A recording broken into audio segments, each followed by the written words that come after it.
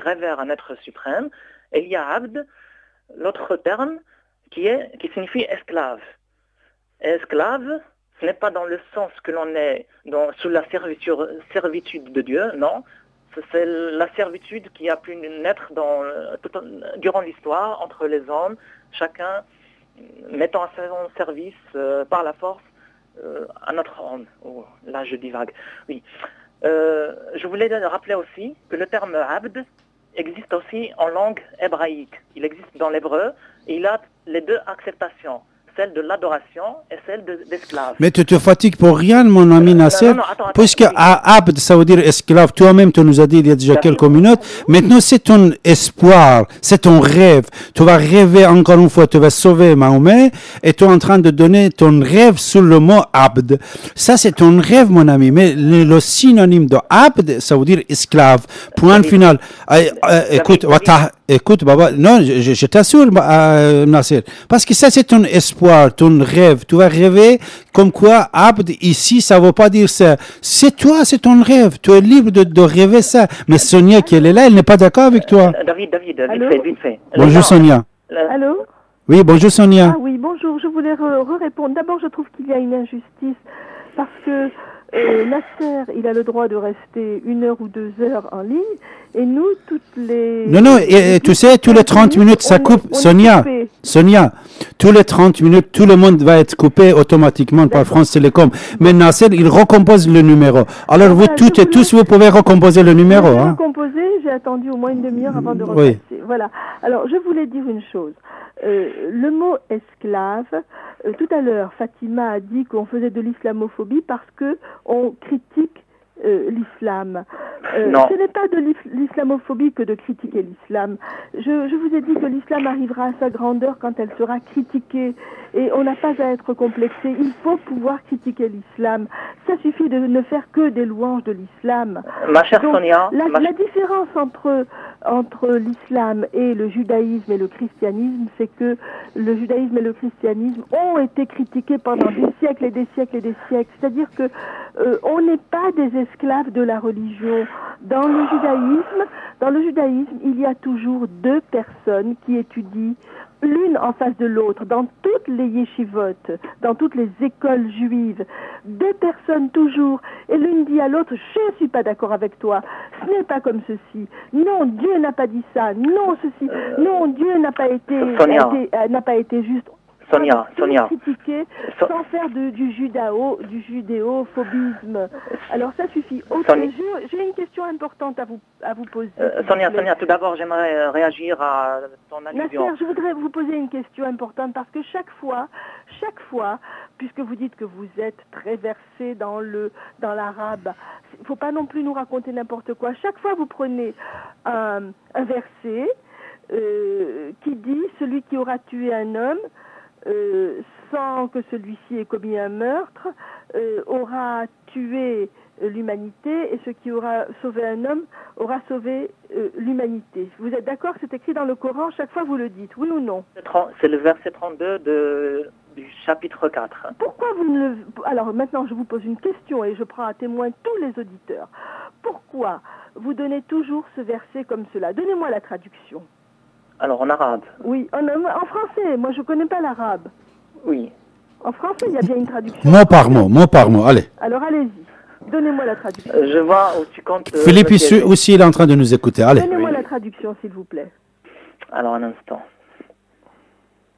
Voilà, vous n'avez pas besoin de chercher puisque vous connaissez, vous êtes... Voilà, regarde, moi je te dis par cœur, quand je parle avec toi, Nasser, je t'assure, je parle par cœur, mais de temps en temps, je veux être précise, je regarde. Tu sais, David, ce que je suis... C'est pas grave, trouve-le. D'accord. Qu'est-ce qui est écrit? En plus, il ne dit pas un homme. 2 fois, il dit, une fois, il dit mu'minan muta'ammadan, c'est-à-dire une fois, il dit si vous tuez un musulman. Une autre fois que Nasser nous a cité tout à l'heure, notez bien, mes amis, tout ça. Il dit si vous tuez un homme qui soit musulman ou qui soit dans la protection de l'islam. Bon. C'est-à-dire si vous tuez quelqu'un qui n'est pas dans la protection de l'islam, c'est pas grave. C'est le verset du Coran. En plus, Sonia, je vais rectifier une chose, surtout ce soir, on n'a pas critiqué, même pas. C'est-à-dire, je suis un homme critique envers de l'islam. Je dis ça, je signe, j'insiste. Mais ce soir, même pas, on n'a pas critiqué. Ce soir, on a cité, on a lu les versets du Coran et on a traduit en français, c'est tout. David, je reviens à ce verset. Je pose la question, je pose la question à Nasser, est-ce qu'il peut me donner cette traduction? Alors, allez-y, qu'est-ce qui est écrit dans le verset? Je peux la donner, certes. Allez-y. Mais je ne la donnerai pas là de suite. Mais non, mais pourquoi? J'ai quelque chose à vous poser, moi, j'ai une question à vous poser. Pourquoi vous ne me le donnez pas tout de suite? Vous l'avez donné tout à l'heure. Alors attends. Vous avez dit que dans le Coran, il est écrit, celui qui tue un homme qui n'a pas commis de meurtre, tue l'humanité, celui qui sauve un homme, sauve l'humanité. Est-ce que c'est ça, oui ou non? Alors voilà, quiconque tuerait une personne non coupable d'un meurtre ou d'une corruption sur terre, c'est comme s'il avait tué tous les hommes. Et quiconque lui fait don de la vie, c'est comme... C'est un autre verset en plus. Alors, vous voyez, vous arrangez votre verset arabe comme ça vous convient. Mais moi, je vous donne le vrai verset. Ouais. Et ça, je vous prouve maintenant que quand vous dites moi je suis arabophone, eh bien vous arrangez comme vous voulez vos textes. Le vrai verset, c'est pourquoi nous, c'est-à-dire Dieu, nous avons donné ce précepte aux enfants d'Israël. Celui qui aura tué un homme sans que celui-ci ait commis un meurtre ou exercé des brigandages dans le pays sera regardé comme meurtrier du genre humain. Celui qui aura sauvé un homme aura sauvé l'humanité. C'est un verset qui a été donné aux enfants d'Israël. Et ça, vous ne le dites jamais.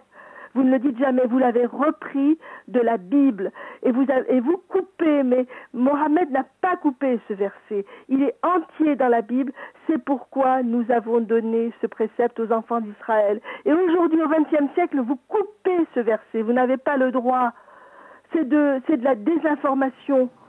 C'est-à-dire, on prend un verset de Torah et on le dit, c'est de l'islam, et voilà, oui. Et tu viens de lire exactement ce qui est dans la Bible. C'est l'humain qui a été donné aux gens de la Bible. Oui. Voilà, alors moi je veux que... Nasser, il est parti, je crois. Si vous utilisez l'arabe, soyez honnête. Philippe, tu es là? Oui, j'ai une question toute simple. Oui, Philippe. Sonia, c'était très intéressant votre témoignage. C'est là, on va écouter Philippe. Philippe, bonjour. Bon, moi, j'ai pas lu le Coran, mais je suis curieux. J'aimerais savoir si le mot liberté se trouve dans le Coran. Pas du tout. Mais tu sais comment... Le mot liberté ne se trouve pas dans le Coran. Mais non, Sonia, ça existe. Mais tu sais pourquoi? Notez bien ça aussi. En plus, n'oubliez pas, aujourd'hui, vous pouvez aller chercher tout ce que vous voulez sur l'Internet. C'est qui? Vous savez, la liberté, on parle dans le Coran. Mais vous savez de quoi? De libérer des esclaves. Oui, quand on parle des esclaves, on dit fatahrir al-raqaba. C'est-à-dire, c'est vrai, le mot liberté pour libération d'êtres humains n'existe pas. Ça ne peut pas être la liberté vis-à-vis de la religion, ce n'est pas possible. Justement, j'espère qu'un jour, il y aura la liberté dans l'islam.